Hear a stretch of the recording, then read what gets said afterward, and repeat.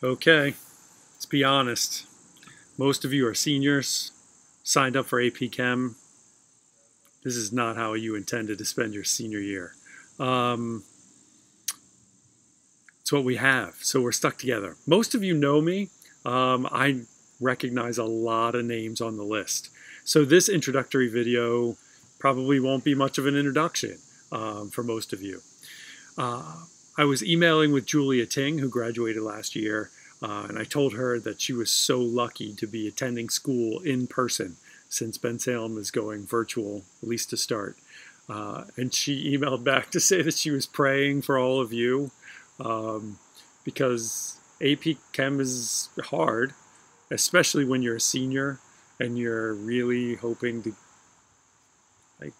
finish out the year without much of a struggle. So what's going to happen? And the answer is, I have no idea. We might come back together. We might not. We might spend the whole year virtual. So we need to make the best of a weird situation together. So what's this year going to look like? The one thing that I do know is that your year is already scheduled for you. I have the entire week-by-week plan stretched out. You can access it in Schoology. It'll be posted probably within 5 minutes of this video being posted.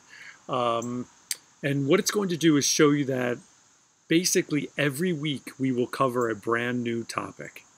If you see that we stay on a topic for 2 or 3 weeks in a row, it's because it's not humanly possible to learn it in 1 week. You will also recognize that when we go from one topic to another, you are going to leave the first topic thinking, no, like, oh God, I didn't understand that, and he's already doing something new. That's normal. Okay, AP Chem, in order to get a 5 in AP Chem, you need to know about 80% of the material. To get a 3 in AP Chemistry, you need to know about half the material. So I see it as my job to teach you every single aspect of this thing, and then for you to figure out, like, oh, I like this part, and this part stinks. Like, I don't know. And for you to pick and choose. Like, very few people master all of the material. So I need to present it all to you, and you need to figure out where your strengths lie. In the end, we will end about, say, beginning of April, which will leave us about a month to review. And during that 1 month of review, we're going to look and we're going to pinpoint what are you good at and what do you need help with. What should we spend more time looking at and what can we just forget, right? Some of you may have done really well in chemistry, and some of you may have learned absolutely nothing.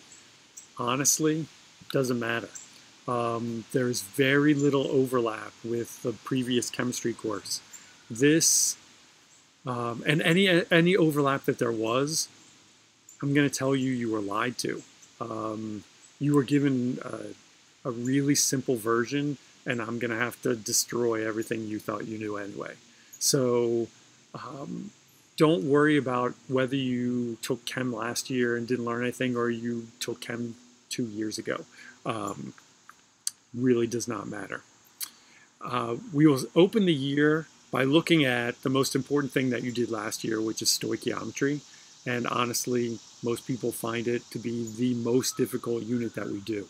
And then from then, we just branch off into stuff that no one has heard of before, or at least was not taught in Bensalem. It's just a brand new way to look at chemistry. You should all be on WebAssign at this point, and you will have weekly homework assignments. This class has a rhythm to it. We cover a new material every week. You have a new homework assignment due every week, so check WebAssign every single week. The thing that's going to be weird is that you are going to have to submit work. And I ask you to submit that work for 2 reasons. The first one is so that in 6 months you can look back and say, like, how did I solve this? Oh, I see. I followed these steps. So you have a written roadmap of how you do things. The other reason I ask you to present work is because it helps me diagnose what's going on. So I know whether the mistakes you're making are chemistry errors or math errors. Okay? So when I see your work, I can say like, ooh, like you just don't understand a concept, or did you just multiply two numbers incorrectly or round incorrectly? Okay. I don't really care much about the form that the work takes. It can be messy, but it needs to be there. Oh, the other reason is, I forgot, there's a third reason. Almost all the points on the test come from the work. If you just jump straight to an answer, you've jumped over most of the credit. And so I can't allow you to do that. All right. You're thinking chem and you're thinking labs, which if we stay virtual, I'm going to try and find things that you can do in your kitchen. Most of the labs that we would do at school are far too dangerous for you to do at home. You don't have the equipment or the disposal methods. So should you be worried about that? And the answer is really no. There are some AP chemistry teachers out there who never do a single lab because the labs are not directly tested. So as far as preparing you for the test, you are not going to be disadvantaged at all.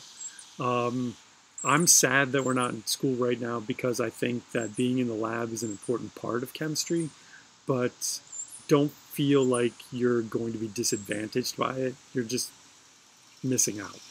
So the last thing I want to leave you with is that I really need you. Learning happens best when it's a conversation. You can easily go on. Sorry, bee just stung me. Learning happens when it's a conversation. You can go online and learn lots of different things, but if it doesn't make sense, working on your own can be difficult. So I need you to message me. I need you to come to Zoom sessions. I need you to send me emails and say, like, I saw this online. I have no idea how this person did this or why they did that. And it's my job to explain that to you. So don't feel bad about asking me to explain it a different way or telling me that you still don't understand. That's not a failure on your part. That's my job. My job is to make things make sense for you. So please, like, reach out. Please get involved. None of us know how this is going to work out this year. So let's try and be flexible and offer suggestions. If something's not working for you, let me know and we'll see what we can do. Okay. I look forward to getting to know you better. Bye-bye.